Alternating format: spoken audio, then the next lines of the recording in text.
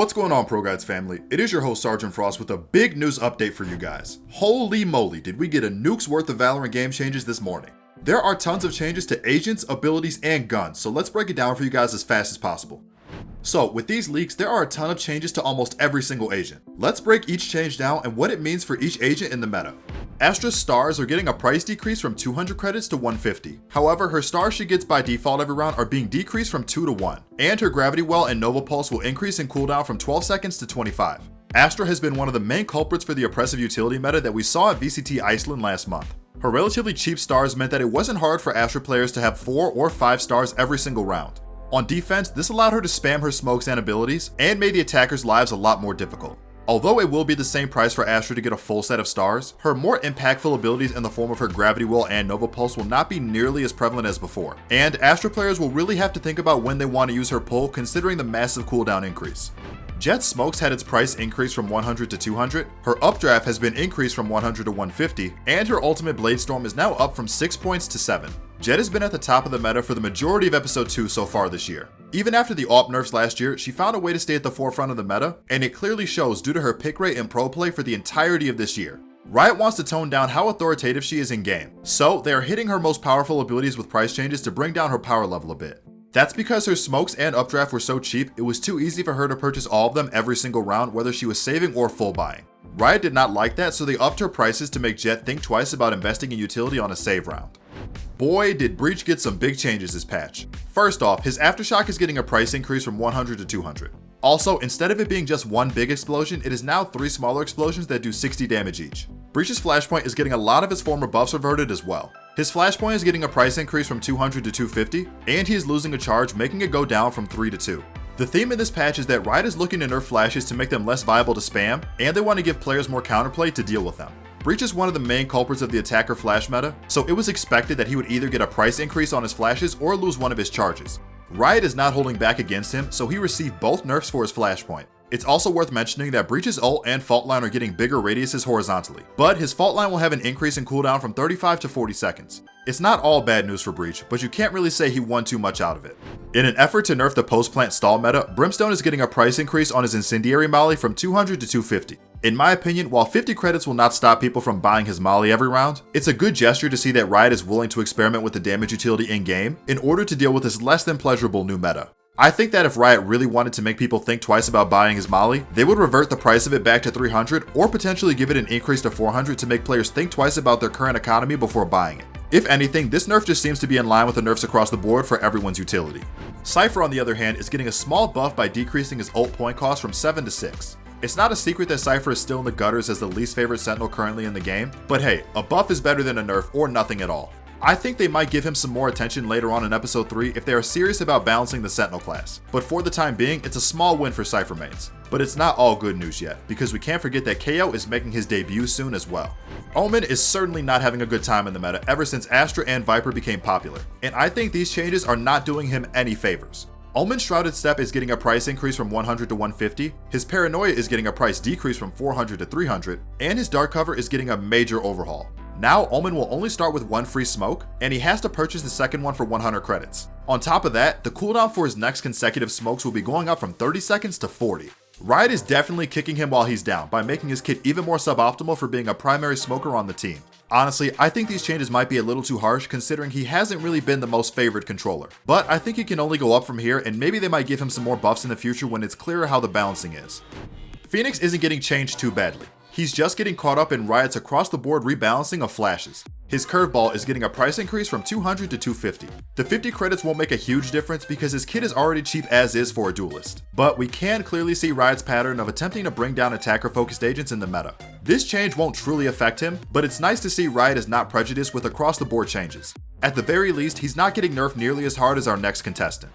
Heads up everybody, Reys is getting her Boombot price increase from 200 to a whopping 400. And while the devs are at it, they're increasing her ult point cost from 7 to 8. I personally think that Reys was struggling a little bit because she was inferior to Jett and Phoenix in most cases. But these harsh changes to a non-problematic duelist are out of left field in my opinion. Of all things, I thought Reys would be getting some love from the devs because she is currently living in Jett, Phoenix, and Reyna's shadow. But I guess I am 200% wrong on that one. To be fair, Reys' boombot does have very powerful information gathering built in, so it could be a necessary change to make Reys think twice about buying a boombot every round for free hookah or showers control. While we are on the topic of every single duelist getting some form of a nerf this patch, Reyna is getting her Lear price increase from 200 to 250. Just like Phoenix, the devs don't want to hurt the duelist too badly with nerfs, but they do want to rein in on the flash problem, and Reyna is unfortunately on that list too.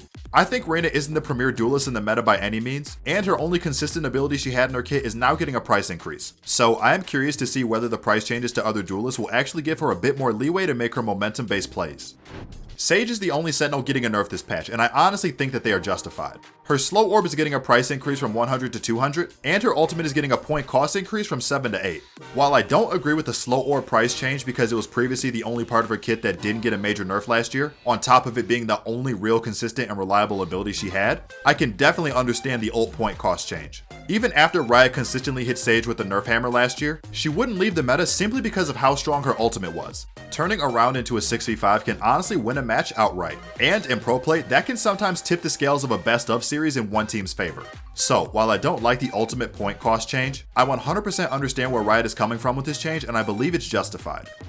Buckle up for this one. Skye is getting a mini rework with all these number changes in her kit. Her Trailblazer is getting a price increase from 200 to 250. That's a fair change for how powerful her dog was. But let's talk about her flashes overhaul. Guiding Light is getting its charges decreased from 3 to 2.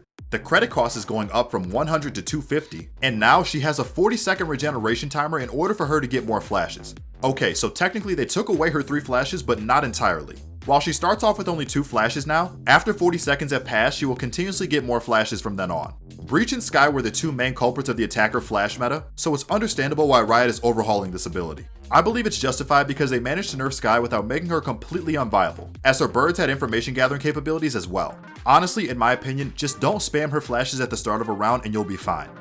If you thought Omen was having a bad day, let's have a quick chat with Silva to see how he's doing. Silva's Owl Drone is getting a price increase from 300 to 400. His Shock Bolt is getting a price increase as well from 100 to 150. And to top it off, his ultimate is getting a point cost increase from 7 to 8. Silva as an agent was a little bit too versatile, being one of the current problems with the post-plant stall meta, while also holding tools to gather safe information as well as countering retake strategies in the form of Killjoy lockdowns. Riot is trying to make this ability harder to gain so that Silvas will be more conservative about how they use it, and I believe that this balancing philosophy is 100% justified. Also, his Owl Drone getting a price increase is unfortunate, but it's expected because of how much value you get out of such a simple yet powerful ability. I will be honest, I was expecting Viper to get a lot more changes because of how prevalent she is in the meta. Viper's Snakebite is getting a price increase from 100 to 200. Considering how problematic the post-plant meta has been, this seems like a very light slap on the wrist. These nerfs could have been a lot worse because a lot of people were calling for Viper to only have 1 charge of her Snakebite, and they wanted Snakebite's duration to be reduced. I think leaving this ability alone and just increasing the price might affect her in round-to-round scenarios, which is honestly still okay too. Riot truly showed restraint with nerfing Viper, and as a Viper main myself, I could not have thanked them more sincerely for showing her mercy. In order to stay consistent with the Reyna and Phoenix flash changes, Yoru is getting his blindside price increase from 200 to 250. This change is fair and uniform with the rest, so it's certainly justified.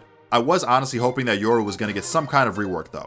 Maybe by virtue of everyone else getting nerfed, Yoru might be viable now. Who knows? Yoru main's hope and morale is not too high though. And that's a wraps for the agent changes.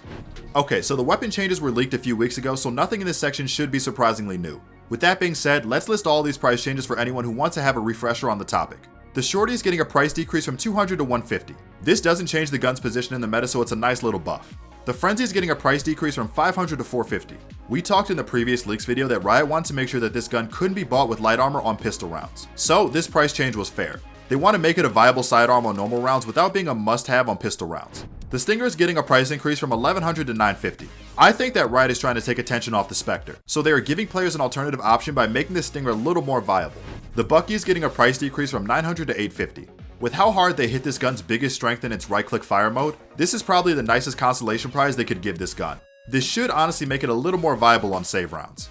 Okay, so we recently made a video documenting the judges' problems, so check that video out if you want a more in-depth explanation on what Riot needs to actually do to fix the judge. In the meantime, Riot is increasing this gun's price from 1600 to 1850, and while this won't stop the gun from running rampant in the meta, it should stop it from being bought by teams every round, win or lose.